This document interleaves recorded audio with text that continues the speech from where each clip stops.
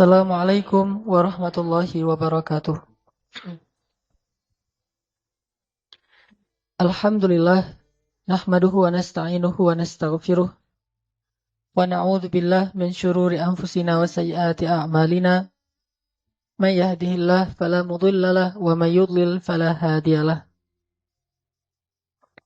Asyhadu an la ilaha illallah wahdahu la syarikalah wa asyhadu anna Muhammadan abduhu wa rasuluhu la nabiyya ba'dah. Allahumma salli wa sallim wa barik ala sayyidina wa habibina wa maulana Muhammadin wa ala alihi wa ashabihi ajma'in. Rabbi syrah li sadri wa yassir li amri wa hlul 'uqdatam min lisani yafqahuna qawli. Teman-teman sekalian,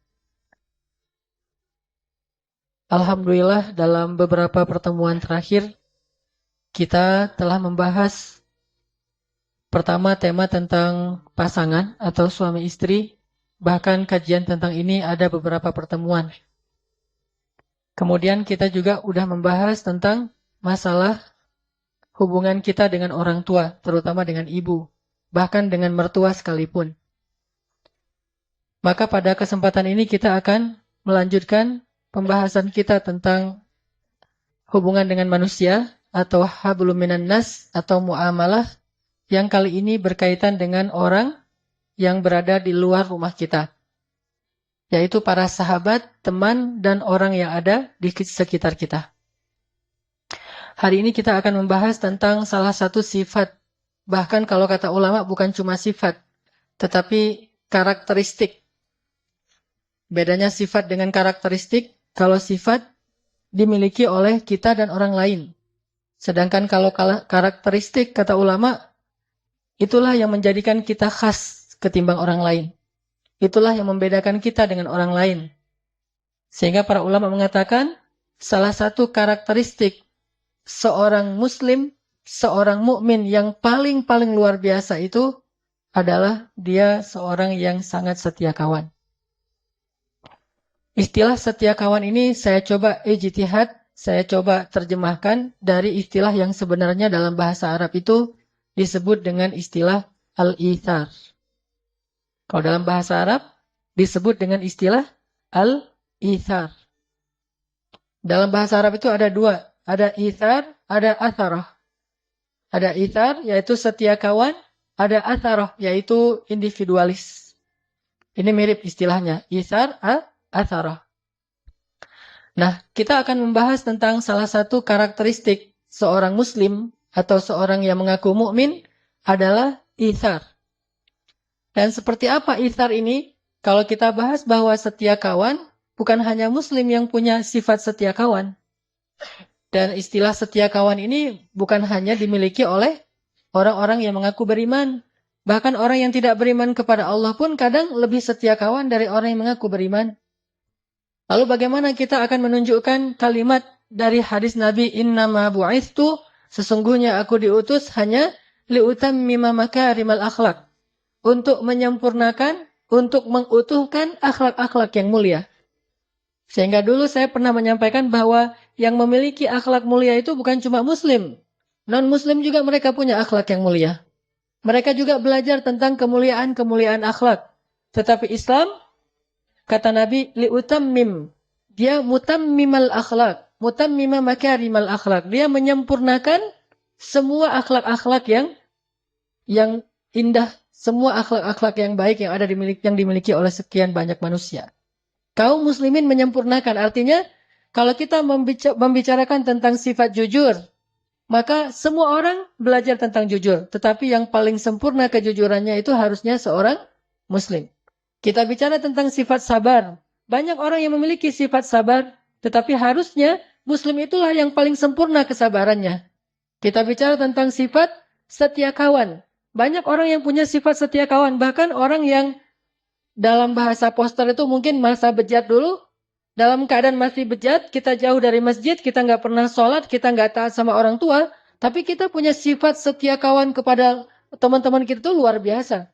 Harusnya orang yang sudah datang ke masjid, yang sudah mengaku berhijrah, yang sedang belajar Al-Quran dan Sunnah, dia punya sifat setia kawan yang lebih sempurna daripada mereka yang menurut sebagian orang disebut orang yang belum berhijrah. Jadi kalau kita mengaku sudah berhijrah, kalau kita mengaku sedang memperbaiki diri dan sudah sering ikut taklim, tetapi kita tidak lebih setia kawan daripada mereka yang jarang ikut taklim atau yang belum pernah datang ke masjid, berarti kita belum memiliki karakteristik seorang muslim sehingga tidak sah disebut sebagai muslim sejati. Apa bedanya kita dengan mereka? Bahkan mungkin mereka lebih baik daripada kita. Ada satu orang namanya si A misalnya. Dia punya 2 orang teman. Teman yang pertama si B, ini orang yang sudah hijrah, rajin ke masjid, sholat berjamaah, ikut taklim. Ini si B. Temannya yang satu lagi si C, gak pernah berhijrah, gak pernah ke masjid, gak pernah ikut taklim, sholat aja gak pernah. Ketika si A ini membutuhkan pertolongan, atau dia sakit, atau dia butuh apapun, dalam keadaan sedang diuji dengan satu musibah, maka lihatlah siapa yang pertama datang untuk menolong si A. Kalau yang pertama datang adalah si B, harusnya demikian karena dia yang sudah berhijrah, dia yang sudah belajar. Tetapi alangkah memalukannya, alangkah sedihnya jika yang pertama datang kepada si A ini adalah orang yang gak pernah berhijrah, gak pernah ke masjid, ke taklim, yaitu si C. Sekarang kira-kira kita punya teman nih yang sering punya masalah, yang sering kadang-kadang diuji dengan musibah. Dia punya teman, salah satunya kita yang sudah rajin ke masjid, yang sudah sholat berjamaah di masjid. Dan dia juga punya teman-teman yang lain yang gak pernah ke masjid, yang seringnya ke tempat-tempat maksiat. Coba tanya pada diri kita masing-masing. Kalau teman kita ini butuh sesuatu, apakah kita lebih dulu datang kepada dia atau teman kita yang kita sebut ahli maksiat lebih dulu datang kepada dia?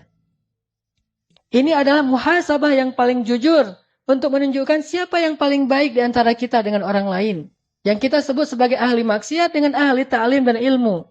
Harusnya seorang muslim menunjukkan yang paling awal dalam kebaikan. Bukankah Allah mengatakan wasari'u ila maghfiratin min rabbikum wa jannah fastabiqul khairat was-sabiquna as-sabiqun ulaikal muqarrabun.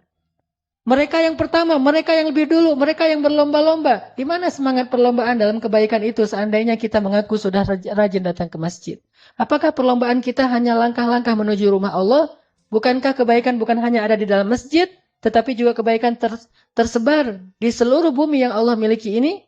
Sehingga harusnya kita merasa harus muhasabah dan merasa malu kepada Allah dan kepada manusia. Bahwa kita seringkali bukan yang pertama datang untuk menolong saudara kita yang sedang membutuhkan pertolongan kita.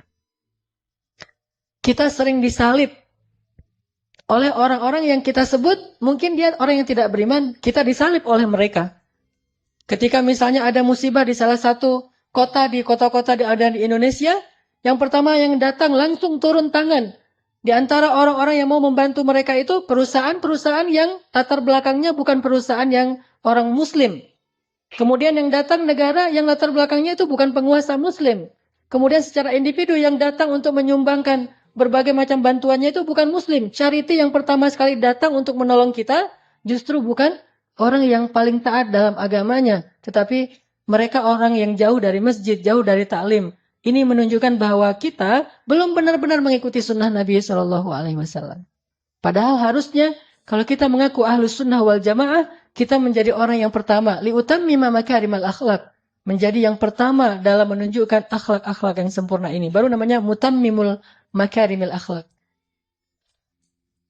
Sebut saja misalnya kisah yang paling populer tentang Rasulullah tuh. Ketika ada seorang laki-laki kafir, sakit. Laki-laki itu sering menyakiti Rasul kan? Meletakkan duri di depan rumah Rasul, membuang kotoran di depan rumah Rasul, menghina Rasul, memfitnah Rasul, mencela Rasul, memarah-marahi Rasul. Dan Rasul sering disakiti fisik dan perasaan beliau oleh orang itu. Tapi suatu hari, dia tidak muncul dan tidak ada yang mengganggu Rasulullah di jalan sehingga Rasulullah bertanya, di mana si fulan? Rasulullah tidak mengatakan di mana si pengganggu itu, tidak. Tetapi di mana si fulan.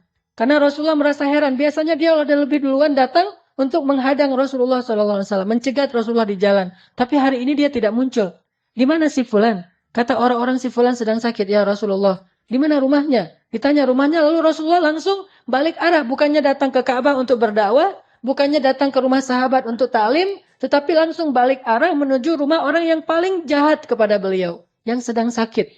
Sehingga ketika Rasulullah datang mengetuk pintu, kemudian dia bertanya, "Man?" Rasulullah mengatakan, "Muhammad." Dia langsung makin gemetar takut. Karena ini orang yang selama ini dia sakiti, sekarang datang untuk mungkin mau menuntut balas atau apapun. Lalu dibukakan pintu itu oleh keluarganya, Rasulullah datang dengan tersenyum, kemudian Rasulullah duduk di sebelahnya, kemudian bertanya bagaimana, apa penyakitnya, apa yang saya bisa bantu, dan seterusnya, dengan akhlak yang paling indah yang beliau tunjukkan, sehingga membuat orang tadi yang paling benci kepada Rasul, tiba-tiba menjadi sejuk hatinya, menitikkan air matanya, kemudian dia mengatakan, "Ya Muhammad, engkau adalah orang yang paling saya benci dalam hidup saya ini. Yang paling sering saya sakiti, yang paling sering saya musuhi, yang paling sering saya curangi, yang paling sering saya ganggu. Tetapi ketika saya sakit, engkau orang yang paling pertama datang menjenguk saya dan memberikan akhlak yang paling istimewa kepada saya." Akhirnya orang ini kemudian belajar Islam dan masuk Islam. Ini artinya bahwa Rasulullah SAW sudah menunjukkan akhlak yang paling istimewa kepada kita. Tetapi kita masih sibuk dengan riwayat. Apakah itu hadis sahih? Kata ulama itu hadisnya dhaif. Kalau memang hadisnya dhaif, lalu kenapa? Apakah hadis dhaif itu tidak boleh dipakai? Bukankah hadis dhaif itu kata ulama lebih baik daripada qaulul ulama, dari ucapan para ulama? Kenapa kita yang baru belajar 1-2 hadis lalu membuang hadis-hadis dhaif? Seolah-olah hadis dhaif itu tidak ada artinya. Apakah ucapan kita lebih berarti daripada hadis dhaif? Seandainya ada orang yang meminta nasihat kepada kita, maka sesungguhnya menasihati orang itu dengan hadis dhaif lebih baik daripada menasihatinya dengan ucapan dari pikiran kita sendiri. Karena hadis dhaif hanya lemah riwayatnya, tetapi bukan batil, bukan hadis palsu, berbeda dengan hadis maudhu. Banyak orang itu hadis dhaif, itu cerita dhaif, itu tidak ada riwayat yang kuat dan segala. Astagfirullahalazim. Apakah kamu pikir bahwa hadis dhaif itu hina dina dan tidak ada nilainya di mata orang-orang para ulama? Bahkan seorang ulama, muridnya Ibnu Taimiyah yang paling streng menurut sebagian orang ulama, Ibnu Taimiyah yang paling keras dalam urusan hadis, punya murid namanya Ibnu Katsir. Selain Ibnu Qayyim Al-Jauziyah, lihatlah buku tafsir Ibnu Katsir, yaitu tafsir Al-Quran Al-Azim. Di dalamnya termuat lebih dari 100 hadis dhaif. Apakah Ibnu Katsir tidak tahu bahwa di dalam kitab itu banyak hadis dhaif, yang beliau ambil itu hadisnya dhaif? Beliau tahu. Beliau ulama besar, muridnya Ibnu Taimiyah. Kenapa memakai hadis dhaif? Karena beliau tahu bahwa hadis dhaif itu tidak perlu dibuang, tetapi dia tetap dipakai sebagai motivasi, fadilah, penyemangat, selama hadis dhaif ini tidak bertentangan dengan hadis sahih. Kalau hadis dhaif bertentangan dengan hadis sahih, maka hadis dhaif ditinggalkan. Tetapi kalau hadis dhaif ini malah menguatkan, memperjelas makna dari hadis sahih, maka hadis dhaif tetap dipakai oleh para ulama. Banyak termasuk Imam Al-Ghazali. Dalam kitab beliau tentang Ihya Ulumuddin, banyak sekali hadis dhaif.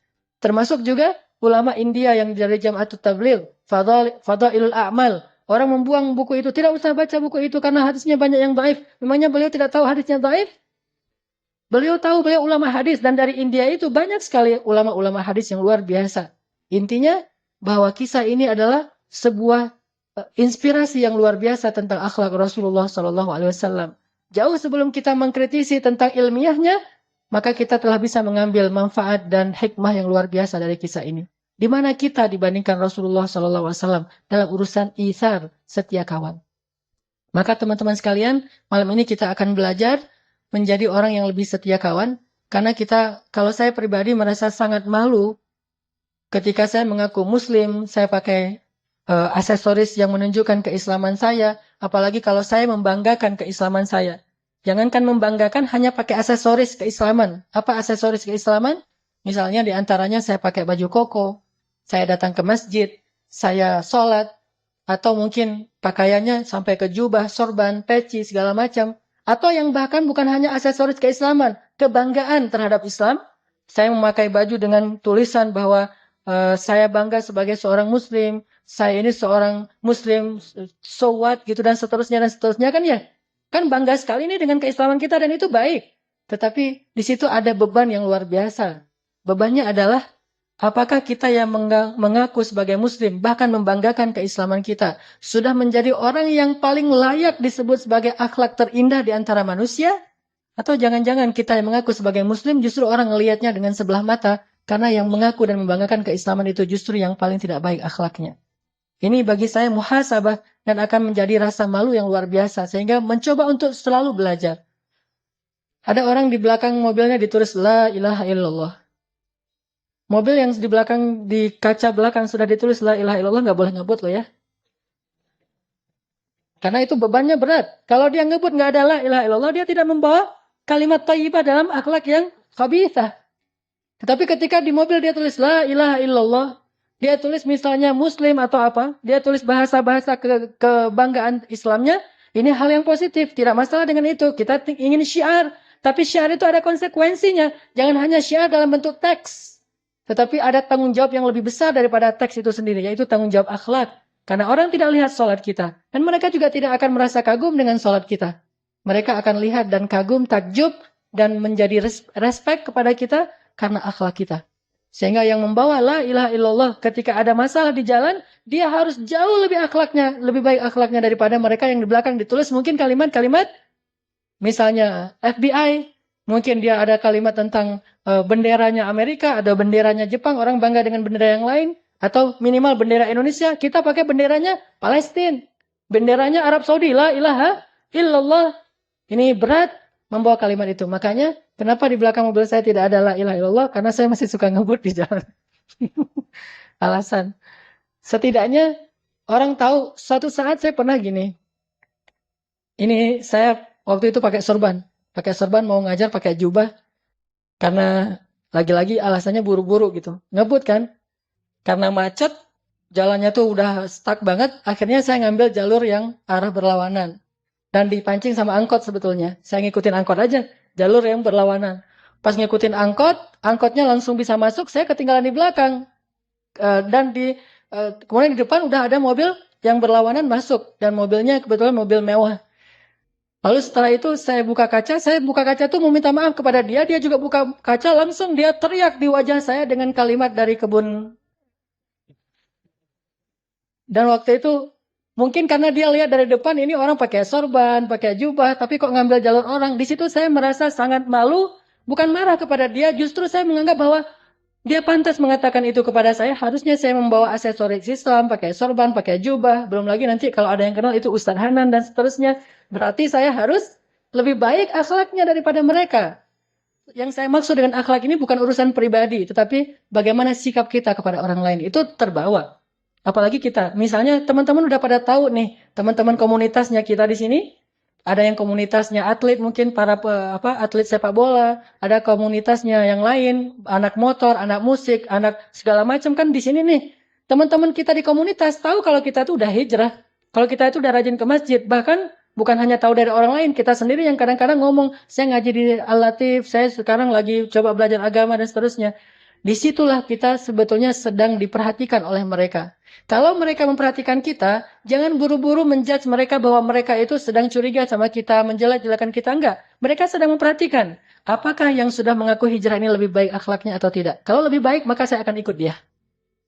Kalau yang sudah hijrah ini, yang sudah belajar agama ini lebih mengalah, lebih sabar, lebih mudah memaafkan, lebih lebar senyumnya daripada yang lain, maka saya akan ikut dia.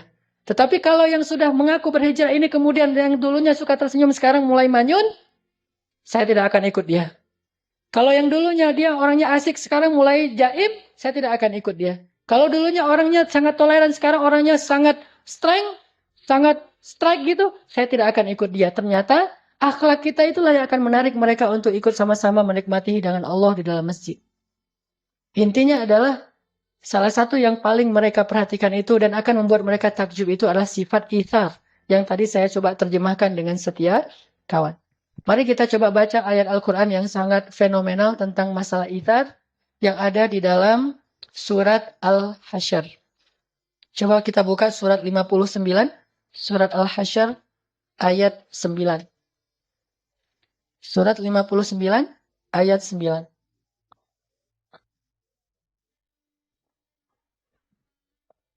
Surat Al-Hasyr surat 59 ayat 9.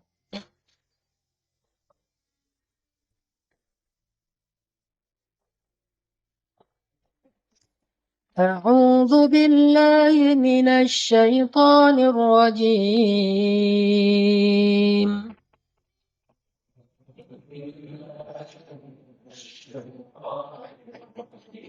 Bismillahirrahmanirrahim.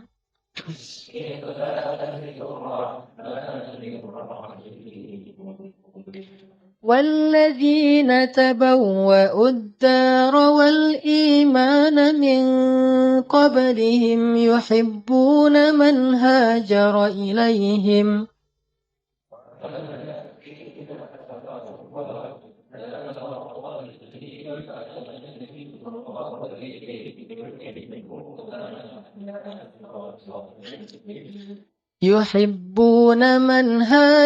إليهم ولا يجدون في صدورهم حاجة مما أوتوا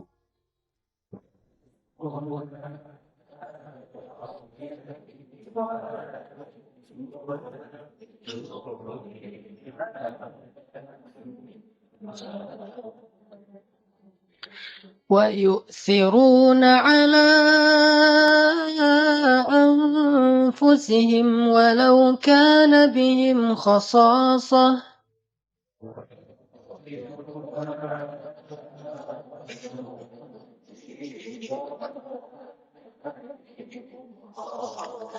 ومن يوق شح نفسه فأولئك هم المفلحون.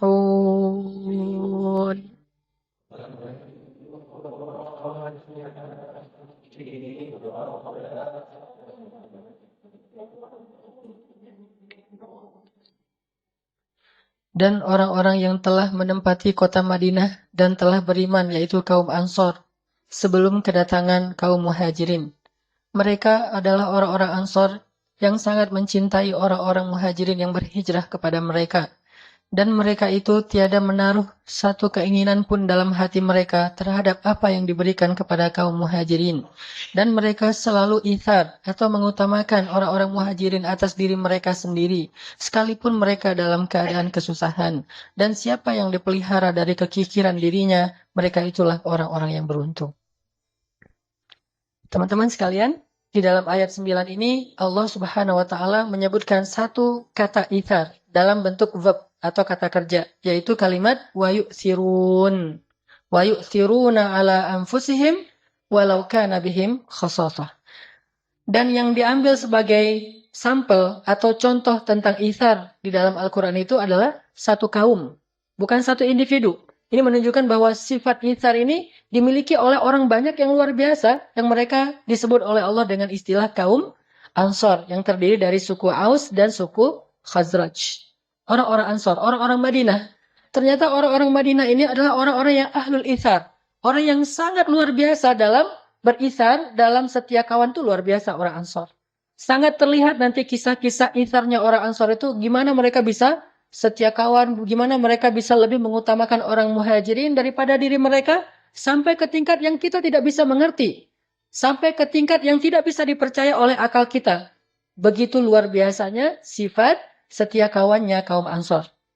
Antara contoh setia kawannya kaum Ansor misalnya, ketika kaum Muhajirin datang ke Madinah, kemudian mereka membutuhkan tanah, membutuhkan rumah, membutuhkan modal untuk kerja, membutuhkan keluarga, maka kaum Ansor membagikan setengah dari rumah mereka untuk Muhajirin. Memberikan setengah dari tanah mereka untuk Muhajirin. Bahkan ada di antara mereka yang menyerahkan seluruh hartanya untuk kaum Muhajirin, dan mereka kemudian tinggal bersama keluarga mereka yang lain. Jadi kalau ada adik kakak berlima nih, maka salah satu di antara yang orang 5 ini menyerahkan seluruh hartanya, kemudian dia numpang tinggal bersama keluarganya yang lain. Saking ithar, saking setia kawannya kepada kaum Muhajirin. Ini yang dilakukan oleh orang Ansar. Sehingga ketika Rasulullah dan sahabat Muhajirin datang ke Madinah, mereka tidak kelaparan. Mereka tidak kedinginan, mereka tidak kepanasan, mereka semuanya mendapatkan tempat seperti yang mereka dapatkan di kampung halaman mereka karena ithar dari kaum Ansar. Siapa di antara kita yang bisa seperti ini? Datang orang yang kita tidak kenal sama sekali. Kalau ithar kepada para sahabat, setia kawan dengan teman-teman itu, ini kita mungkin bisa. Bahkan ada di antara kita yang mungkin punya pengalaman di masa-masa lalu, saat kita punya komunitas motor mungkin, atau komunitas hobi yang lain, Ketika ada teman kita yang misalnya anak Vespa nih, ada temannya jalan dari Bandung ke Pangandaran, sampai di daerah Pangandaran atau katakanlah misalnya Garut aja atau Tasik gitu, Vespanya mogok.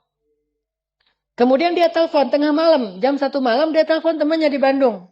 Bro, Vespa saya mogok gitu. Dan saya sekarang, kamu lagi di mana? Lagi di Tasik, ini mau ke Pangandaran. Mogok udah berapa kali dibenerin nggak bisa hidup, nggak bisa nyala. Saya sendiri sekarang di jalan. Oh ya udah, lo tunggu ya di situ ya, ntar lagi gue datang gitu. Akhirnya dia dari Bandung jauh-jauh naik Vespa juga ke Pangandaran. Untung nggak mogok lagi di daerah Ranca Ekek gitu. Jauh-jauh datang ke Pangandaran, ditelepon oleh temannya dalam waktu hitungan menit, dia langsung siap-siap, langsung berangkat ke Pangandaran. Dia nggak pernah berpikir, yang efektif mah bukan saya yang datang, saya cari bantuan aja, saya telepon 911 atau apalah istilahnya. Jangan saya yang datang, kan cari efektivitasnya. Bagi mereka bukan efektivitas, tetapi bagaimana menunjukkan setia kawannya.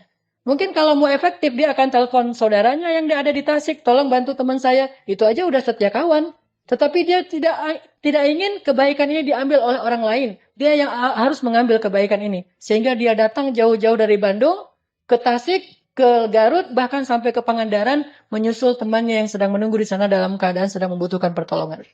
Ini dilakukan oleh orang-orang yang tidak mengenal agama. Harusnya kita yang sudah belajar agama, harus punya setia kawan yang jauh lebih dahsyat dari ini. Dan ini bukan hal yang sepele. Karena tugas seorang muslim itu adalah menunjukkan identitas Islam yang telah Allah gariskan dalam syariatnya. Dan ini berat, makanya menjadi seorang muslim itu luar biasa beratnya. Menjadi seorang muslim itu benar-benar harus menjadi wasaton, harus menjadi pemimpinnya orang lain dalam segala kebaikan. Sehingga kalau ada di antara anak-anak Vespa yang bisa berkorban sejauh itu, harusnya anak-anak masjid bisa berkorban jauh lebih baik daripada itu. Kalau anak Vespa di Pangandaran ditelepon, malam itu juga datang. Anak masjid ditelepon di Surabaya, malam itu juga datang. Saya lagi di Surabaya, ya udah, aku datang sekarang. Gimana cara datangnya? Mikir dulu. Harusnya bisa lebih dari itu. Memang saya juga belum pernah seperti itu. Saya merasa sangat takjub dengan anak-anak Vespa, anak-anak BMX, anak-anak komunitas yang lain yang punya sifat setia kawan yang luar biasa. Dan kita berharap dalam Islam itu, dalam masjid itu, dalam dakwah itu punya yang lebih dahsyat daripada komunitas-komunitas lain. Karena kita mengaku sebagai kuntum khaira ummatin ukhrijat linnas. Kalian kelompok terbaik di antara manusia. Terus tunjukkan mana yang terbaik. Apakah terbaik itu hanya label? Apakah terbaik itu hanya slogan? Apakah terbaik itu hanya sekedar bentuk orasi dan khutbah? Atau kenyataan real? Maka kalau khutbah kita pasti lebih bagus daripada yang lain. Kalau label, kita punya banyak label-label yang keren. Tetapi realnya, kita harus banyak muhasabah. Saya bukan katakan tidak ada, tetapi kita harus banyak muhasabah. Jangan-jangan kita belum menunjukkan apapun. Apa yang kita tunjukkan dalam bentuk label, tetapi tidak ada dalam realitasnya. Orang Ansor. Pernah ada kasus begini. Sejak kaum muhajirin datang ke Ansor, orang Ansor itu berbagi. Berbagi setengah dari harta mereka, sepertiga dari harta mereka, 2/3 dari harta mereka. Bahkan ada yang seluruh dari harta mereka diberikan. Maaf, sampai ada di antara mereka yang mengatakan, maaf, saya punya anak, silakan kalau kamu mau menikahi anak saya, kamu butuh keluarga, kamu jadi menantu saya. Kamu nggak perlu mahar, maharnya adalah kamu muslim. Maka saya akan memodalkan semuanya. Dinikahkan putrinya dengan orang muhajirin. Ada yang bahkan istrinya mengatakan kepada suaminya, suamiku, kalau memang kamu ridho, maka ceraikan saya, sehingga saya bisa menjadi istrinya si fulan itu muhajirin, membutuhkan istri. Sampai kayak gitu. Dan ini adalah inisiatif perempuan Ansor. Saking luar biasanya pengorbanan kaum Ansor ini lebih dari apapun. Kalau bahasa sekarang mah, ada 2 orang yang jatuh cinta ke satu cewek. Nah, yang satu udah ke masjid, yang satu belum ke masjid. Maka yang udah ke masjid ini harus ngalah nih. Kenapa Isar? Terus perempuannya di mana? Nah, perempuan misalnya dia agak galau nih memilih. Yang udah ke masjid, keren sih. Hafal Quran, udah mulai menghafal Quran, udah mulai tahsinnya udah bagus, udah di mana-mana ngaji gitu kan ya. Terus yang belum ke masjid, keren juga. Cuma dia belum dekat dengan Al-Quran, belum ikut taklim, belum sholat di masjid dan seterusnya. Galau memilihnya nih. Akhirnya supaya si perempuannya nggak galau, maka tunjukkanlah sifat ithar. Datanglah ke teman kita, bro. Boleh bicara heart to heart nggak? Ada apa bro gitu? Em, itu tentang si cewek itu tuh namanya misalnya apa namanya yang keren? Hmm. Hah? Namanya Wulan gitu. Si Dewi lah Dewi. Tentang si Dewi misalnya. Lo suka sama dia gitu. Ah lo nggak usah ngomong gitu dah. Baper banget sih jadi orang gitu-gitu deh gitu ya. Nggak enak kalau udah terlalu main emosional. Kita jujur aja kalau misalnya lo suka sama dia, gue juga suka. Terus gitu. Maksud gue kalau misalnya lo suka sama dia, ya udah kamu aja yang maju. Saya mah apa tuh gitu. Kamu aja yang maju gitu. Kok kamu bisa gitu? Kamu nggak serius ya sama dia? Serius banget. Terus kenapa kamu bisa ngerelain? Isar bro, isar gitu kan ya. Habis ikut talim. Harusnya gitu tuh. Orang Ansar bukan cuma orang yang pacar doang yang dikasih, sampai istri pun, dan istrinya juga rela banget. Atas nama bukan cinta lagi bagi mereka yang terpenting. Yang terpenting adalah itar. Sampai kayak gitu coba bayangkan. Walaupun ini kasusnya cuma ada satu ya. Jangan bilang semua orang Ansar kayak gitu, enggak juga. Cuma ada satu kasusnya, dan itu agak-agak unik menurut saya, dan nggak harus jadi teladan juga sih. Saya nggak rela.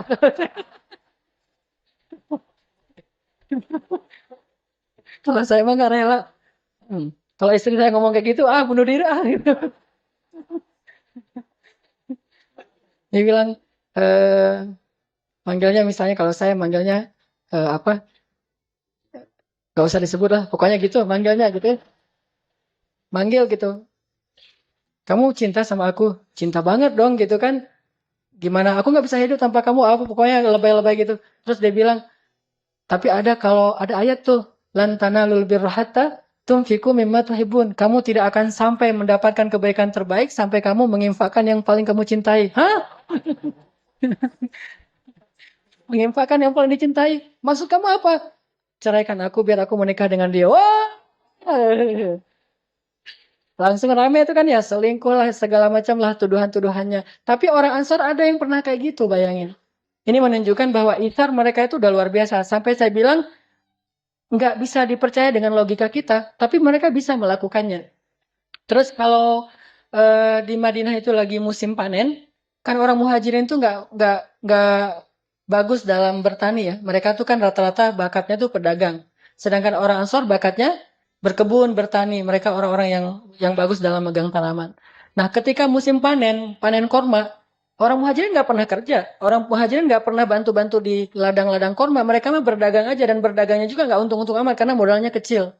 Paling-paling yang untung besar tuh cuma beberapa orang lah. Abdurrahman bin Auf, Utsman bin Affan, dan beberapa orang sahabat. Ketika orang-orang Ansor panen, mereka kumpulkan kurma-kurma yang sangat banyak itu di ladang-ladang mereka. Mereka berkumpul, kemudian mereka memanggil, ya Rasulullah, datanglah ke ladang-ladang kami. Datanglah Rasulullah. Ya Rasulullah. Kata Rasulullah, kenapa kalian belum membagi hasil panen ini? Kata orang-orang Ansor, ya Rasulullah, kami tidak mau membagikan hasil panen ini di antara kami saja. Tetapi kami ingin juga berbagi dengan kaum muhajirin. Ajaklah kaum muhajirin bersama kami ya Rasulullah. Kami ingin berbagi dengan mereka. Diajak orang muhajirin. Sedangkan orang muhajirin ngapain? Mereka di rumah aja. Malu. Nggak berani keluar. Takutnya ntar kalau keluar kan nggak enak tuh. Orang lagi enak-enakan mau bagi-bagi hasil panen. Kita lalu lalang kan dikira, kayaknya dia butuh tuh kan nggak enak tuh. Jadi caper gitu kan. Akhirnya orang muhajirin, ya udah di dalam rumah aja tuh. Dipanggil sama Rasul. Ya muhajirin keluar-keluar. Ada apa ya Rasulullah? Orang-orang Ansor mengundang kalian ke ladang-ladang mereka. Datanglah muhajirin. Ketika datang orang-orang muhajirin ke ladang-ladang Ansor, orang Ansor menyambut mereka itu seperti orang yang menyambut seseorang yang sangat menguntungkan mereka.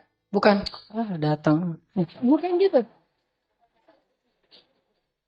Kayak kita misalnya lagi makan enak nih, kita lihat makanan enak, teringat dengan teman kita. Aduh, kalau makanan enak kayak gini, masa saya makannya sendiri? Kita SMS teman kita telepon, mau makan di sini nggak? Saya lagi di sini nih, ayo ke sini aja. Kita ajak teman kita, kan itu hal yang sepele sebetulnya sederhana. Bahkan kalau perlu, saat kita lagi uangnya hampir habis tuh.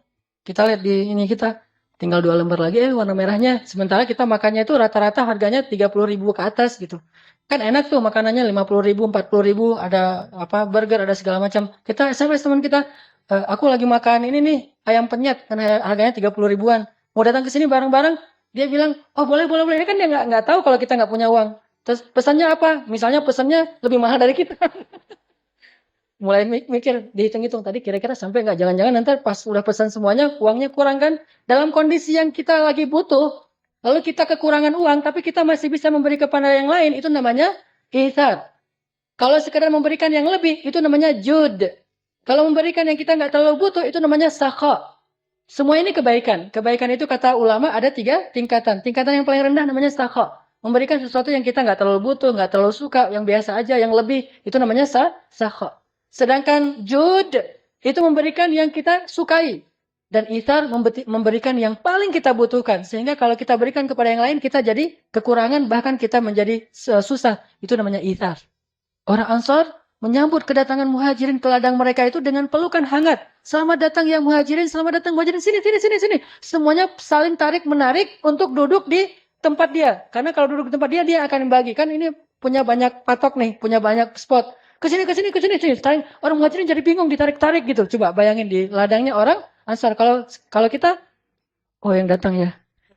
Pura-pura sibuk aja gitu. Yang lain, dia telengah-telengah ngelihat, nggak ada, kayaknya nih saya nggak ada yang nyambut nih, pulang aja deh kan gitu ya. Kalau kita nggak, kalau muhajirin, kalau Ansar nggak, dia tarik ke ladangnya, kesini, kesini, kesini. Setelah semuanya udah selesai, Rasulullah mengatakan, sekarang wahai orang Ansar, bagilah hasil panen kalian. Langsung mereka memberikan kurma-kurma yang terbaik untuk orang-orang muhajirin. Sehingga Rasulullah SAW berdoa kepada Allah, ya Allah, berkahilah rezekinya orang-orang Ansar. Ini namanya ithar. Di mana sekarang sifat ithar seperti ini dalam kehidupan kaum muslimin? Insya Allah kita lanjutkan nanti kisah-kisah yang lain setelah sholat Isya. Jadi kepikiran tadi habis ngomongin apa? Jadi nggak khusyuk soalnya. Ngomongin kalau misalnya kayak Ansor diuji kayak gitu tuh itu berat banget ya. Kalau istri mungkin nggak lah gitu. Tapi kalau calon, wah itu benar-benar tuh. Gara-gara itu jadi nggak khusyuk soalnya kepikiran.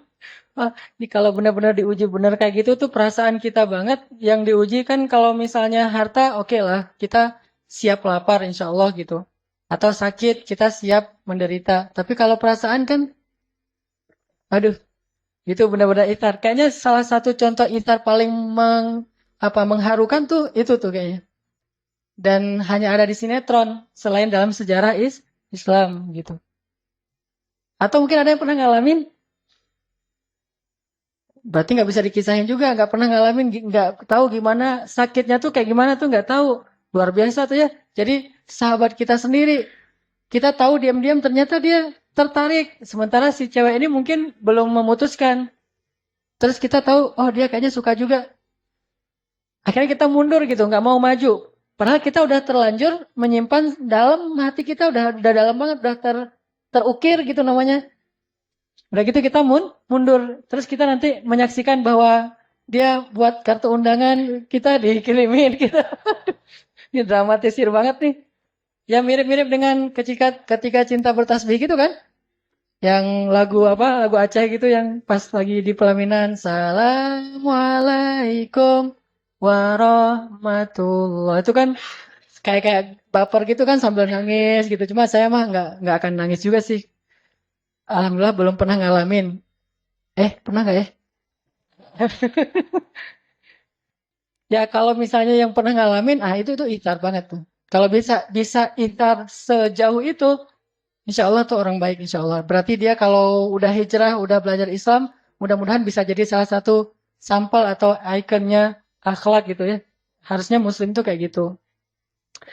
Atau dalam kehidupan sehari-hari yang lebih sederhana-sederhana lagi, misalnya itar-itar hal yang sepele. Kita lagi mau naik bus misalnya. Kita udah beli seat atau kursinya tuh yang dekat jendela. Pas kita datang terus tiba-tiba ada orang duluan, biasalah lebih senang di dekat jendela. Kita datang kita lihat nomor kursinya bener, itu punya kita yang di sebelah situ, dia di sebelah sini. Tapi kita bilang, Mas, nomornya berapa gitu? Nomor saya ini sekian. Yang sebelah sini ya? Oh iya, yang sebelah sini. Udah, tapi nggak apa-apa, udah duduk aja di situ. Nah itu kan isar hal sepele. Walaupun akhirnya nanti kita nggak bisa tidur mungkin karena terbiasa dekat jendela. Atau kalau yang lebih ini lagi, pas saya di pesawat tuh bawa jamaah umroh, karena pembimbing kan harus isar. Itu nasib pembimbing tuh, harus isar. Pas bawa jamaah umroh, di pesawat itu seatnya itu diacak. Jadi ada yang sekeluarga tapi satu di depan, satu di belakang, dan seterusnya. Pas kita udah masuk ke dalam pesawat, saya nggak bisa duduk dulu. Saya duduknya paling belakang dulu. Tunggu sampai jamaah senyaman mungkin memilih kursi yang mereka dekat dengan pasangannya, dengan keluarganya. Kadang-kadang kursi saya, Ustadz duduknya di mana? Di sini. Boleh nggak Ustadz ditukar? Oh boleh banget, boleh banget, boleh banget. Terus saja ganti lagi. Pindah ke depan. Ustadz, ini anak saya di sebelah sana, boleh nggak di sini? Oh ya boleh Bu. Saya pindah lagi. Sampai 5 kali pindah, akhirnya saya ke paling belakang. Nah ini hal-hal yang sepele kayak gitu bisa jadi salah satu contoh-contoh isar dalam kehidupan kita. Atau termasuk dalam masjid kayak gini, misalnya eh, kita udah selesai sholat, kita nggak sholat sunnah dulu karena pengen yang lainnya biar bisa sholat. Itu terjadi loh di Mekah, Madinah tuh harusnya kayak gitu, isar. Tapi orang udah beribadah di Mekah, Madinah malah nggak bisa isar. Misalnya di Raudhah gitu. Di Raudhah tuh kan tempat yang mustajabah doa tuh di Masjid Nabawi. Orang sholat di situ tuh lama-lamaan, doanya tuh panjang banget. Perasaan di Indonesia nggak gitu-gitu amat, tapi sampai di sana tuh gitu amat. Panjang banget doanya tuh. Udah gitu kalau orang Indonesia kan berpersepsinya doa itu harus duduk ya. Nggak bisa sambil jalan apa atau sekedar berdiri aja nggak bisa, harus duduk. Jadi dia duduk bersila udah nyaman banget gitu, naruh barangnya depan belakang kanan kiri, doa ya Allah panjang banget. Di belakang tuh orang-orang Arab bilang ya Ammi ya Allah ya Allah ya Allah ya haji haji haji gitu. Mereka karena nggak ngerti bahasa Arab bagus juga sih jadi cuek gitu. Terus aja pokoknya. Nah, ini namanya itar. Hal-hal yang yang sepele kayak gini. Kalau dalam kehidupan kita yang lebih ekstrim lagi mungkin apa yang tadi ada, saya pernah lihat di internet di YouTube tuh ada liputan tentang seorang anak di Australia, Muslim. Jadi dia dapat penghargaan dari pemerintah Australia sebagai salah satu contoh anak yang berkorban untuk kakaknya. Anak ini sekitar 8-9 tahun, kakaknya 12 tahun, tenggelam di salah satu pantai di laut. Tenggelam, dua-duanya nggak bisa berenang. Tapi pas ngelihat kakaknya lagi tenggelam, nggak bisa berenang. Akhirnya dia nolongin kakaknya. Nolongin kakaknya, sambil dia tarik kakaknya dan dia udah kelep juga, dia udah minum banyak air. Terus sampai bisa membawa kakaknya ke pantai dan dia sampai lemes dan pingsan. Diambil sama lifeguard, kemudian dibawa ke ambulan dan di perjalanan dia meninggal dunia. Sehingga langsung dikasih banyak penghargaan, orang banyak yang menangis untuk dia. Nah ini isar. Rela mati demi orang lain. Kadang kita ngerasain kayak gitu. Kayak misalnya kita lagi bareng-bareng berenang di UPI misalnya. Yang 5 meter tuh kan ya. Nah ada teman kita yang ternyata terlalu pede mungkin berenangnya. Main nyemplung aja deh kira 1,5 meter. Pas dia masuk ke situ kok dalam banget masuknya. Datanglah kita ceng-ceng gitu kan. Terus kita pegangin, kita bawa ke atas. Walaupun kita bisa berenang juga kan, tapi kita nggak belajar cara nyelamatin orang lain. Berenang sendiri sih mungkin bisa, tapi nyelamatin orang diinjak-injak apa ditekan-tekan sama dia, udah aja kita mungkin minum banyak air sampai kita akhirnya kenyang gitu dan pingsan karena kenyang. Nah ini isar. Tapi nggak tahu nih, ada nggak orang yang mau melakukan sejauh ini? Kalau ada yang bisa melakukan sejauh itu minimal untuk keluarganya, itu berarti menunjukkan bahwa dia udah punya semangat isar yang luar biasa. Intinya, isar memberikan sesuatu yang paling kita butuhkan, walaupun sedikit. Sampai Nabi bilang apa tentang isar? Rubba dirhamin sabaqa alfa dirham. Bisa jadi 1 dirham itu lebih Allah sukai daripada 1.000 dirham, kata Nabi. Kenapa bisa jadi 1 dirham lebih Allah sukai daripada 1.000 dirham? Karena 1.000 dirham ini diberikan oleh orang kaya. Sedangkan 1 dirham ini diberikan oleh orang yang sangat-sangat membutuhkan 1 dirhamnya. Jadi bisa jadi 1 dirham ini nilainya lebih besar di mata Allah daripada 1.000 dirham. Apa bedanya? Bukan angkanya, tapi isar dan jud. Kalau 1.000 dirham itu jud. Memberikan sesuatu yang dia juga sebetulnya punya lebih gitu. Tapi kalau isar, memberikan satu-satunya yang dia punya dan kalau dia berikan ke orang lain, dia akan susah. Itu isar. Sehingga ada kisah seorang ulama di zaman tabi'in. Beliau miskin, fakir malah. Ulama-ulama dulu kan terbiasa hidup dalam keadaan miskin. Sehingga keluarganya juga udah ridho dengan keadaan kayak gitu, sibuk dengan ilmu. Nah, beberapa hari keluarganya nggak makan. Dan beliau juga nggak tahu harus bekerja apa. Sementara beliau mengajarkan ilmu kepada orang lain, nggak pernah dibayar. Itu juga buat saya dulu pernah ngalamin ya. Masa-masa ketika awal-awal saya mengajar itu, bayarannya kecil banget. Dan saya tidak mempermasalahkan itu. Sampai akhirnya Allah menguji keikhlasan saya. Saya dibayar seadanya, seikhlasnya, dan saya datang hujan-hujan segala macam, penghasilan sebulan itu kurang dari kebutuhan. Sampai akhirnya Allah menguji suatu hari, anak saya sakit keras, Anak yang kedua, Maryam, sakit keras, harus dibawa ke rumah sakit, panas tinggi luar biasa, udah 2 hari nggak turun-turun, dibeliin obat nggak turun juga, sehingga akhirnya saya bawalah ke rumah sakit, salah satu rumah sakit di Bandung, rumah sakit swasta waktu itu. Saya bawa ke rumah sakit, mereka langsung minta deposit. Depositnya untuk 10 hari, 1 hari 1 juta, berarti 10 juta. Saya nggak punya tabungan sama sekali. Akhirnya udah masuk, anak saya udah diperiksa, katanya ini parah banget, harus segera diopname dan minta depositnya. Saya tarik lagi keluar dari rumah sakit itu. Saya pergi ke rumah sakit negeri. Ke rumah sakit negeri, salah satu rumah sakit negeri di Bandung. Akhirnya juga gitu. Diminta deposit, kemudian mau di-scan gitu, mau di-ransen. Cuma minta uang dulu. Dan saya nggak punya. Akhirnya keluar lagi dari rumah sakit. Saya bawa pulang ke rumah itu. Dalam keadaan saya waktu itu menangis. Karena sedih nggak bisa membawa anak saya berobat. Dan nggak punya uang. Di situ mulai diuji tuh. Diuji banget. Muncullah pikiran-pikiran yang nggak tahu nih negatif atau wajar.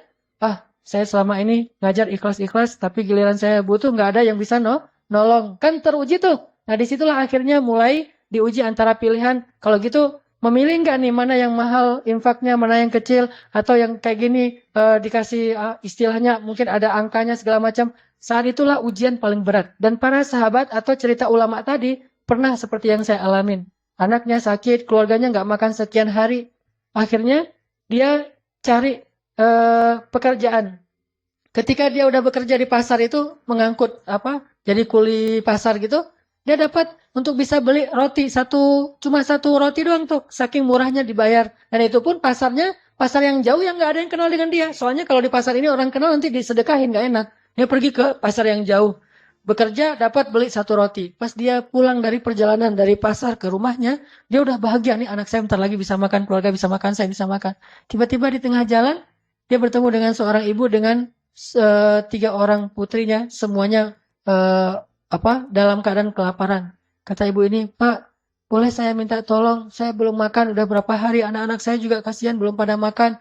Ini mulai ujian nih dalam hati si laki-laki ini, ulama ini. Kemudian akhirnya setelah dia timbang-timbang, dia kasihlah setengah dari rotinya kepada ibu tadi dan setengah lagi dibawa pulang.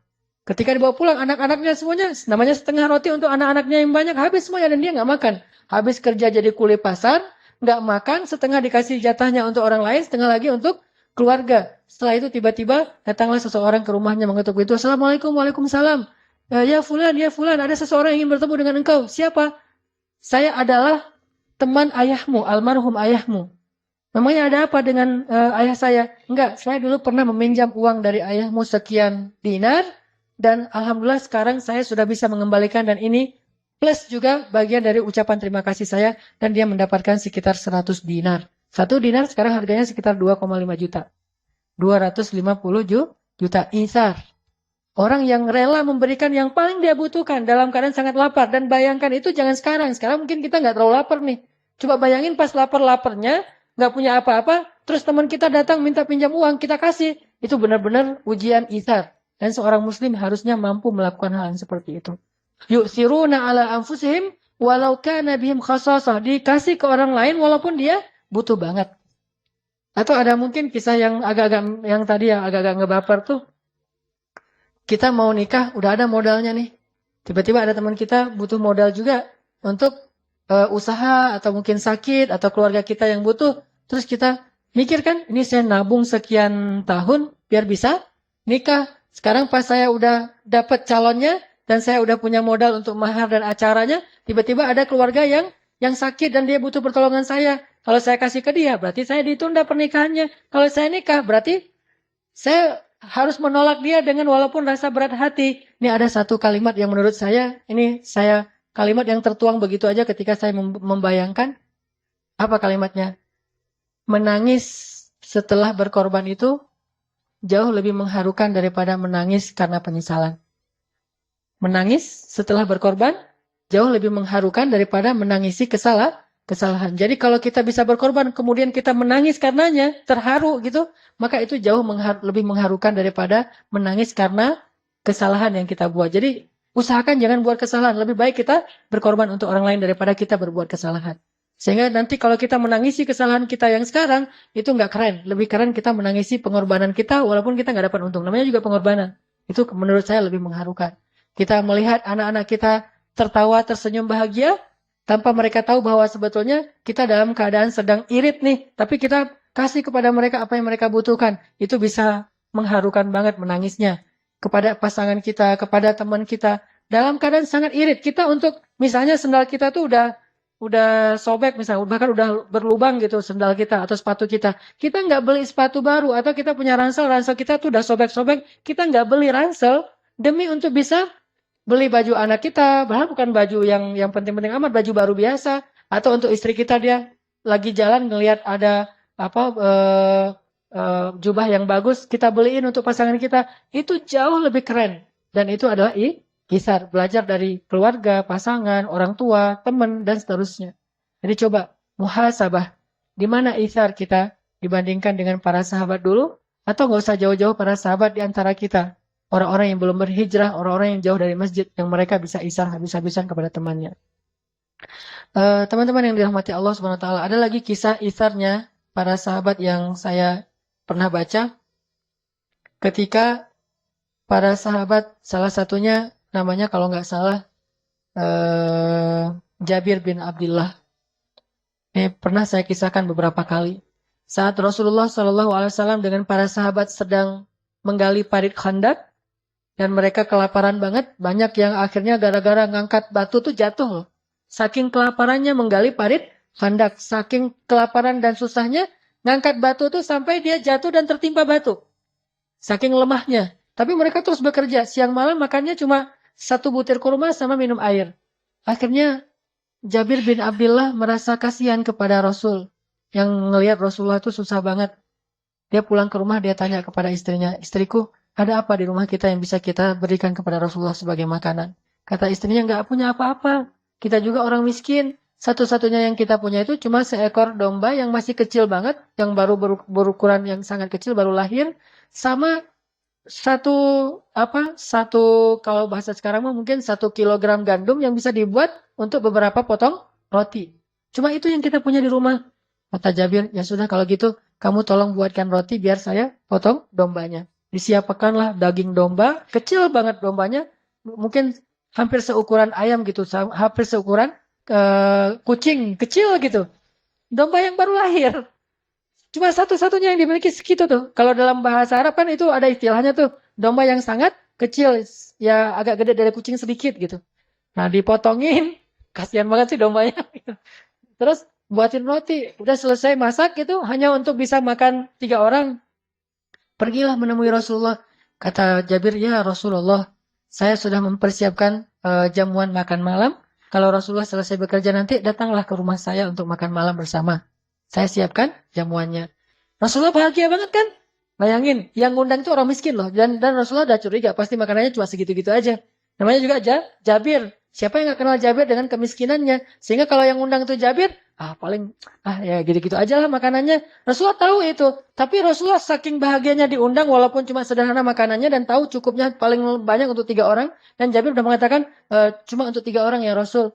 Rasulullah langsung berdiri mengatakan, wahai para sahabat. Yang jumlahnya berapa? 1.000 orang. Wahai para sahabat, Jabir ngundang kita makan di rumahnya. Wallahu Akbar gitu semuanya. Bayangin. Jatah makan 3 orang diundang kepada 1.000 orang. Rasulullah tuh nekat juga ya. Ya sahabat. Dan itu 1.000 orang tuh lapar semua loh. Lapar semua berhari-hari gak makan. Jabir mengundang kita untuk makan di rumahnya. Semuanya bertakbir Allah Akbar. Masya Allah Jabir apa. Jabirnya pucat. Langsung lari. Lari nemuin istrinya. Wah istriku gawat. Kata istrinya kenapa? Ternyata yang akan datang itu bukan cuma 3 orang sahabat. Tapi ada ratusan bahkan 1.000 orang. Kata istrinya dengan tenang, siapa yang mengundang mereka? Engkau atau Rasulullah? Kata Jabir, Rasulullah. Aku cuma mengundang Rasulullah sama 2 orang sahabat. Kata istrinya, kalau Rasulullah yang mengundang, biarkan mereka datang. Allah dan Rasul lebih tahu. Datanglah Rasulullah dengan, orang-orang ya.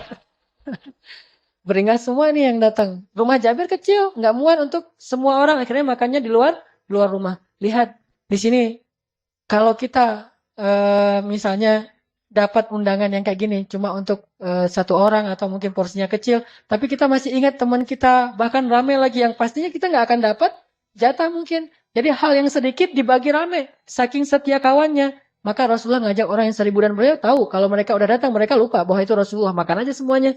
Sering kayak gitu soalnya. Rasulullah dilupain sehingga Rasulullah diam-diam aja nggak makan. Yang lain pada makan. Baru nanti setelah mereka kenyang, udah pada sendawa gitu, udah gelegean. Kalau kata orang Sunda apa? Terap gitu. Jadi udah gelegean, udah terap. Baru mereka tanya, loh Rasulullah kok nggak makan? Rasulullah kan sering digituin. Rasulullah bilang, udah biarin aja. Seolah-olah bahwa Rasulullah itu udah kenyang, bahkan ada yang sampai matiin lampu. Nah, Rasulullah tahu kondisinya akan kayak gitu resikonya, tapi Rasul tetap mengundang 1.000 orang yang lapar-lapar tuh datang ke rumah Jabir. Jabir dengan wajah agak pucat nih pasti nggak akan cukup nih. Kalau bahasa saya mah, kalau sekarang mungkin enak kalau kayak gitu, tinggal telepon warung Padang kan. Nanti 1.000 bungkus gitu. Pas sudah datang 1.000, utang dulu ya. Kan bisa aja gitu kan ya.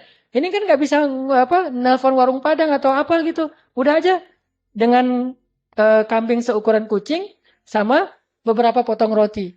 Kata Rasul, tutuplah dengan kain. Ditutup. Jadi kayak apa? Bejana gitu, kayak talam gitu, ditutup pakai kain. Terus Nabi mengatakan, wahai para sahabat, ambillah sesuka kalian tanpa membuka penutupnya. Jadi ngambilnya dari dalam gitu. Dan Rasulullah nggak mendahulukan dirinya dan Jabir, tetap yang lain dulu. Di Jabir bagikan kepada mereka. 1.000 orang bayangin berapa jam tuh. 1.000 orang dibagikan satu benyana, satu talam gitu. Ngambil roti. Ini kayaknya tulang nih, daging nih. Ambil gitu. Ini kayak tulang daging. Ambil. Namanya orang Arab bayangin. Itu orang Arab lapar lagi tuh. Orang Arab nggak lapar aja. Makanya banyak kan. Gimana orang Arab yang lapar. Sahabat lapar banget. Pasti makanya banyak banget. Ngambil. Semuanya sampai 1.000 orang. Tapi gundukan penutupnya itu masih kayak penuh gitu. Nggak sampai kempes. Dan Jabir mulai curiga kok beratnya nggak berkurang. Setelah semuanya udah selesai makan, Rasulullah nggak makan. Memperhatikan mereka makan tuh kayak ibu ngasih makan anaknya. Kayak gitu Rasulullah ke sahabat. Mereka semuanya lahap. Wah lupa sama Rasulullah. Udah selesai semuanya makan, mereka pamit. Dan lupa Rasulullah belum makan. Setelah mereka semuanya pamit, Rasulullah manggil Jabir dan istrinya. Duduklah, sekarang bukakan penutupnya. Pas dibuka, semuanya masih utuh seperti awal. Sama sekali seperti nggak ada yang makan. Jangan-jangan itu kayaknya halusinasi makanya. Sampai di rumah kok saya masih lapar ya. Nggak, ini mah bukan magician ya. Jadi bukan, lihat tatap mata saya. Makanlah gitu. Nggak, jadi berkah banget. Jadi pelajarannya bahwa ternyata ithar itu memunculkan keberkahan. Dalam ithar itu Allah berikan rezeki yang luar biasa. Sehingga akhirnya Jabir makan dengan luar biasa semangatnya dan akhirnya kenyang semuanya. Bilal juga pernah digituin, Abu Hurairah juga pernah digituin kan. Yang saya cerita, Abu Hurairah tidur di mihrab Masjid Nabawi. Tidurnya tuh ngeringkuk kayak tukang beca kedinginan gitu. Tidur di mihrab, ngeringkuk gitu. Bukan tidur sih, sujud. Tapi nggak menghadap ke kiblat, menghadap ke sana tuh. Sujud di mihrab. Datang sahabat dicolek-colek pakai kaki. Ditendang-tendang gitu. Ya Abahir, ya Abahir. Nggak bangun aja gitu. Kirain, oh Abahir lagi tidur.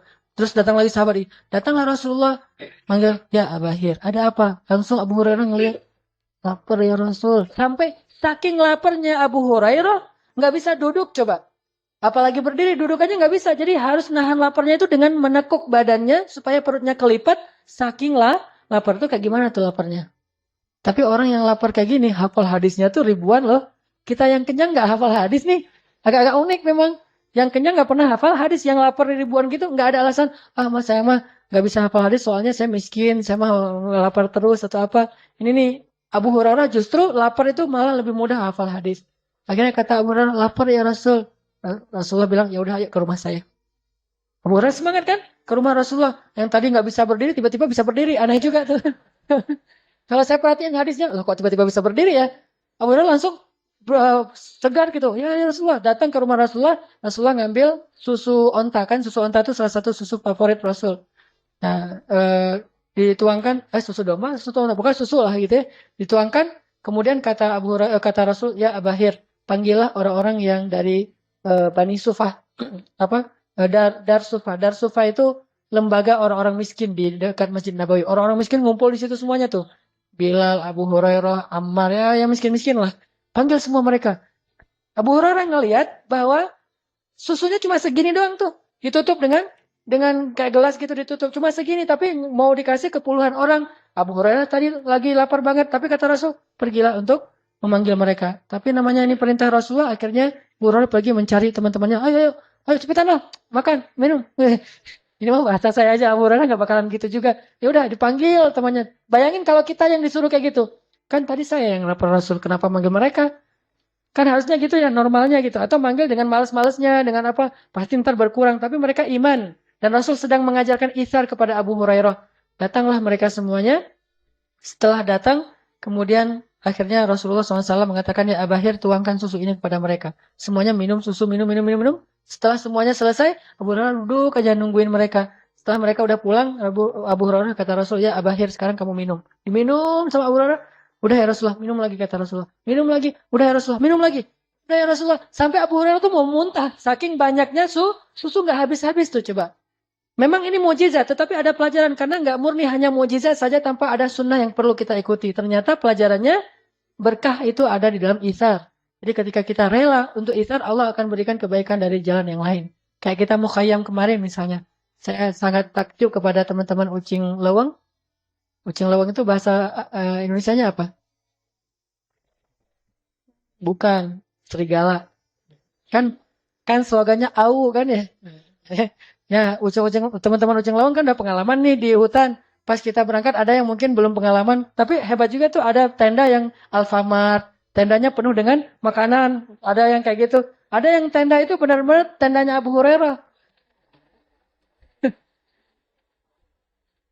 Ya itu tenda saya mah Abu Hurairah banget karena saya kirain paling juga ntar ada warung, karena saya ada warung di bawah jadi tenda saya Abu Hurairah, tapi pas lagi lapar ke warung bukan di tenda.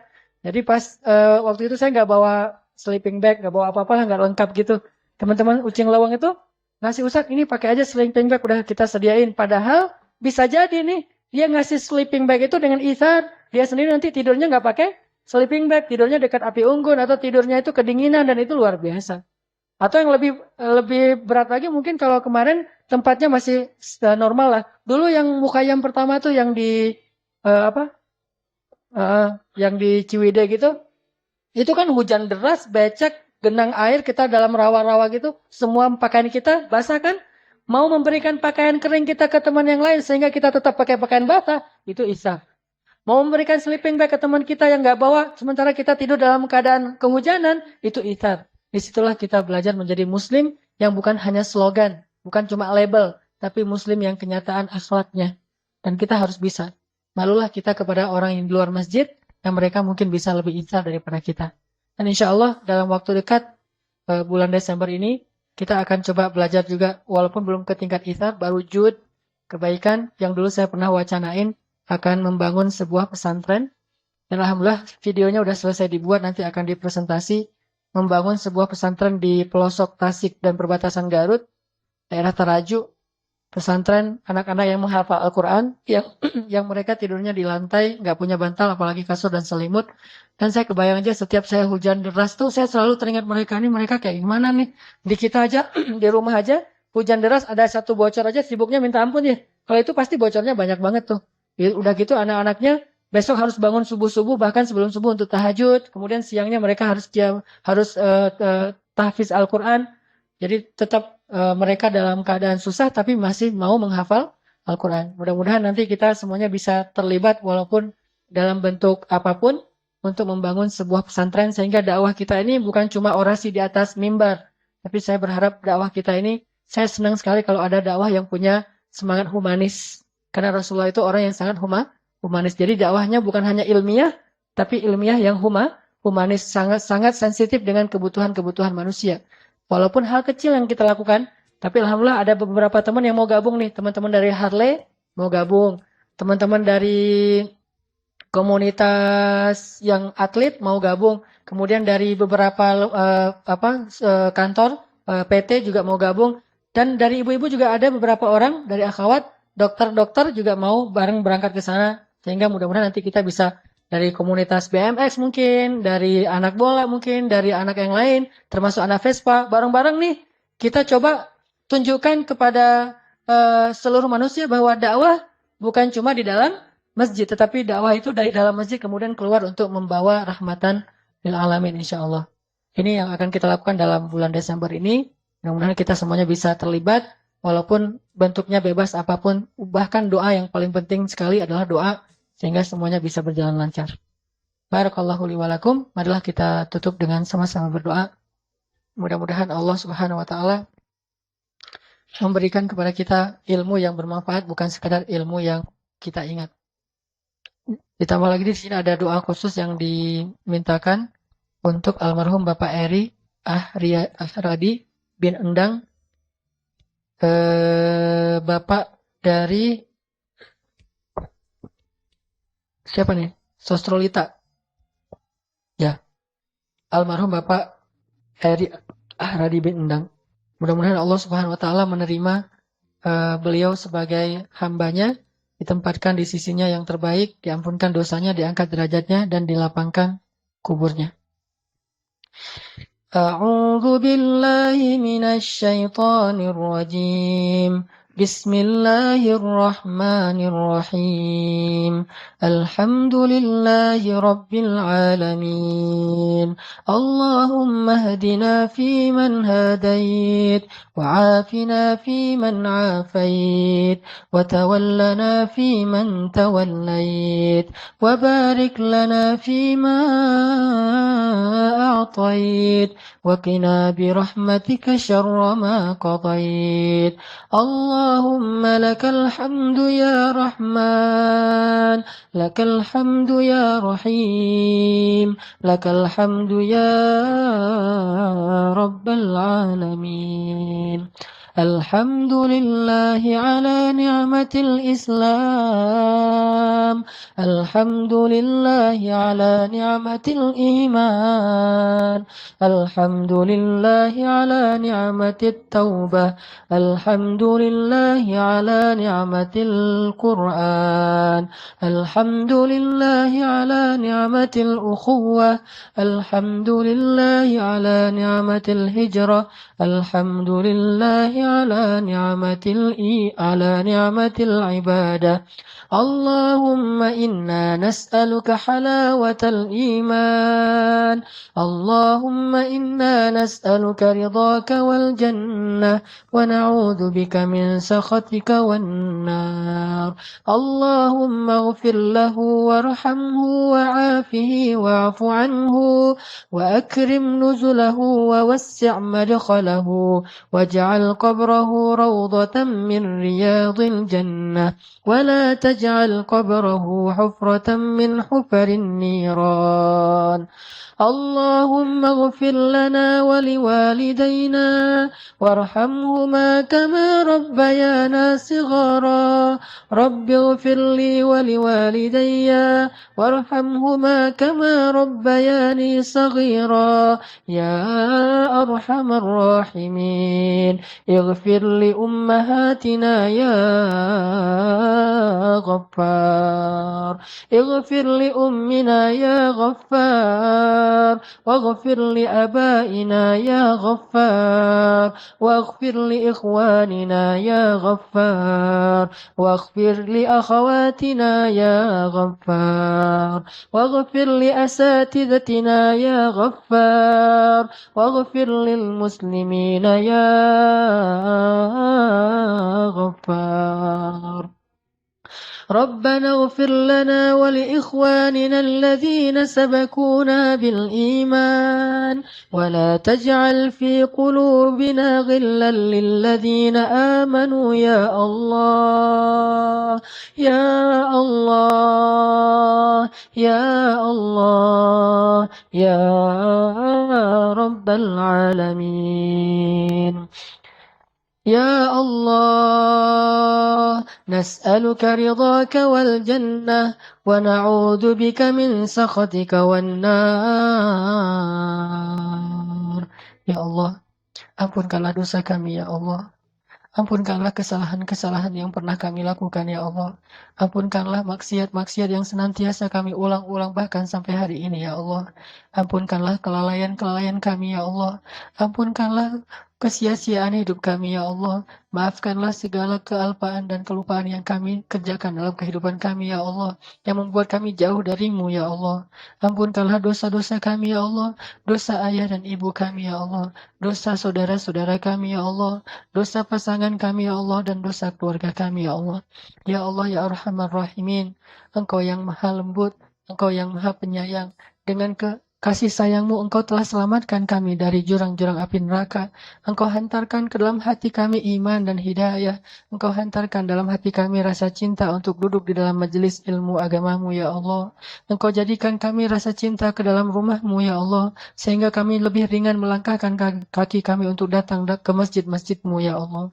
Ya Arhamar Rahimin. Di sana, di luar sana masih banyak dari sahabat-sahabat kami yang masih enggan untuk masuk ke dalam rumah-rumahmu. Bukan karena mereka benci kepadamu ya Allah, tetapi karena mereka belum paham ya Allah. Ampunkanlah dosa sahabat-sahabat kami ya Allah, yang mereka masih belum mau datang ke rumahmu ya Allah. Bukan karena mereka jahat, tetapi mereka belum mengerti ya Allah. Ajarkanlah kepada mereka apa yang Engkau ajarkan kepada nabimu. Ajarkanlah kepada mereka apa yang Engkau ajarkan kepada para sahabatmu. Ajarkanlah kepada mereka apa yang Engkau ajarkan kepada hamba-hambamu yang soleh ya Allah. Ya Allah, berikanlah kebaikan yang kami rasakan saat ini di rumah-Mu kepada sahabat-sahabat kami yang ada di luar sana, ya Allah. Ketuklah hati mereka agar mereka mau datang ke masjid-masjid-Mu, agar mereka mau duduk di dalam majelis-majelis ilmu agama-Mu, ya Allah. Ya Allah, jadikanlah kami asbab hidayah bagi mereka. Maafkanlah kami jika kami tidak sabar terhadap kesalahan-kesalahan yang mereka kerjakan. Jika kami belum sabar untuk mengajak mereka dengan akhlak yang baik, Justru mereka menjadi semakin jauh dari rumah-Mu karena ketidaksabaran kami dalam mengajak mereka, ya Allah. Ya Allah, masukkanlah kami ke dalam surga bersama sahabat-sahabat kami itu, ya Allah. Jadikanlah kami sahabat di masa jahiliyah dulu menjadi sahabat juga di masa-masa yang telah kami bertobat, ya Allah. Jika kami dulu bermaksiat kepadamu dalam keadaan berteman dan akrab, sekarang jadikanlah kami beribadah kepadamu juga dalam keadaan berteman dan akrab, ya Allah. Dalam keadaan bersahabat, ya Allah, di dunia dan di akhirat, insya Allah. Ya Rabbal Alamin, selamatkanlah pemuda-pemuda Islam yang ada di Indonesia dari segala macam fitnah dunia ya Allah. Selamatkanlah akhwat perempuan-perempuan muslimah dari fitnah aurah dan fitnah dunia ya Allah. Jadikanlah pemuda-pemudi Islam itu tumbuh dalam ketaatan ya Allah. Sehingga mereka mendapatkan salah satu naungan-Mu di padang mahsyar, yaitu pemuda yang tumbuh dalam ketaatan ya Allah. Ya Rabbana, Ya Arhamar Rahimin, dengarlah doa-doa kami, Ya Allah. Tetapkanlah hati kami dalam hidayah, Ya Allah. Janganlah Engkau matikan kami dalam keadaan su'il khatimah, Ya Allah. Janganlah Engkau matikan kami dalam keadaan bermaksiat kepadamu, Ya Allah. Janganlah Engkau matikan kami ketika hari kami tidak melaksanakan ibadah yang sesuai dengan perintah-Mu, Ya Allah. Matikanlah kami di hari yang terbaik dalam hidup kami, ya Allah. Matikanlah kami dalam keadaan beramal soleh kepadamu, ya Allah. Dan hidupkanlah kami nanti di akhirat. Dan pertemukanlah kami bersama Rasulmu, Sallallahu Alaihi Wasallam. Ya Allah, ya Rabbal Alamin. Betapa rindu kami kepada Nabi Muhammad, Sallallahu Alaihi Wasallam. Betapa kami rindu kepada Nabi Muhammad, ya Allah. Kami sering berselawat untuknya. Kami mencoba untuk mengikuti sunnahnya semampu kami, ya Allah. Itu semuanya karena kami merindukan beliau, ya Allah. Jadikanlah kami termasuk di antara orang-orang yang bertetangga dengan Rasul-Mu di dalam surga nanti, ya Allah. Bertetangga dengan Abu Bakar As-Siddiq, bertetangga dengan Umar bin Khattab, bertetangga dengan Utsman dan Ali radhiyallahu anhum ajma'in. Ya Allah, ya Arhamar Rahimin. Rabbana atina fid dunya hasanah wa fil akhirati hasanah wa qina adzabannar. Subhanakallahumma wa bihamdika asyhadu an la ilaha illa anta astaghfiruka wa atubu ilaik. Orang nggak bakalan kecewa kalau bersandar kepada Allah. Itu nggak bakalan. Bahkan kita bisa bilang mustahil. Mustahil seseorang itu kecewa gara-gara berpegang, bersandar, menyerahkan dirinya kepada Allah. Itu mustahil. Bukan seperti itu sunnatullah. Karena siapapun yang berserah diri kepada Allah, maka dia telah berpegang kepada tali yang paling kokoh. وَمَنْ يُسْلِمْ وَجْهَهُ إِلَى اللَّهِ وَمَنْ يُسْلِمْ وَجْهَهُ إِلَى اللَّهِ وَهُوَ مُحْسِنٌ فَقَدِ اسْتَمْسَكَ بِالْعُرْوَةِ الْوُثْقَى وَإِلَى اللَّهِ عَاقِبَةُ الْأُمُورِ. Siapa yang menyerahkan dirinya kepada Allah dan dia senantiasa berbuat baik, maka sesungguhnya dia telah berpegang kepada tali yang paling kokoh dan kepada Allah segala urusan dikembalikan. Jadi nggak ada orang yang kecewa kalau dia berpegang kepada Allah. Masalah apapun, masalah rezeki, masalah jodoh, Terutama yang kedua. Kalau kita bergantung kepada Allah dalam urusan jodoh, maka insya Allah kita nggak akan kecewa. Mak comblang yang paling baik itu adalah Allah. Kalau mak comblangnya Ustadz, kadang-kadang ngecewain. Ustadz, ini CV saya. Oh ya, kriteria yang kamu cari seperti apa? Saya emang gak susah-susah Ustadz, standar-standar aja. Ya standar yang gimana? Yang tingginya 180, yang kulitnya bening, sampai kalau minum kelihatan airnya ngalir gitu, transparan. Kemudian yang hidungnya seperti pedang, yang matanya seperti bidadari. Tahu mata bidadari? Besar dan sayu, tapi nggak gelok. Nah ini kriterianya. Terus kata Ustadz, kalau yang kayak gitu Ustadz juga mau gitu ya. Akhirnya pas ketemu Ustadznya duluan yang ta'arufan. Ini kalau mak comblangnya manusia. Tapi kalau mak comblangnya Allah jauh lebih meyakinkan dan gak bakalan kecewa. Dengan kriteria apapun, wa huwa ala kulli syai'in qadir. Dan kalau Allah menjanjikan yang baik akan ketemu dengan baik, pasti innahu la yukhliful mi'ad. Allah tidak pernah mengingkari janjinya. Masalah apapun, kita harus mengandalkan Allah. Coba deh, selalu ngandelin Allah. Bahasa gampangnya gini, udah tenang aja, ada Allah. Itu. Dan kalau kita sudah melibatkan Allah, la yudayya'akallahu idzan. Itu pasti. Allah nggak bakalan ngecewain kamu. Kalau udah ngandelin Allah, ini gimana nih? Udah, tenang aja, ada Allah. Allah tidak akan mengecewakan. Salah satu kalimat udah tenang aja ada Allah adalah la tahzan. Innallaha ma'ana. Kalau kita ada teman lagi galau gitu, terus kita bilang, la tahzan, innallaha ma'ana. Kalau bahasa kita, woles bro, tenang aja, ada Allah. Santai bro, karena ada Allah. Itu bahasa Arabnya, la tahzan, innallaha ma'ana. Andalin Allah dalam masalah kita. Ada masalah apapun, serahin aja sama Allah. Bismillah, la haula wa la quwata illa billah. Bahkan kadang-kadang hanya dengan berzikir, la haula wa la quwata illa billah, Allah kasih keajaiban yang luar biasa. Karena setelah seseorang bersandar kepada Allah, la yudayya'anallahu idzan. Pasti Allah nggak akan ngecewain. Pasti Allah nggak akan ngecewain.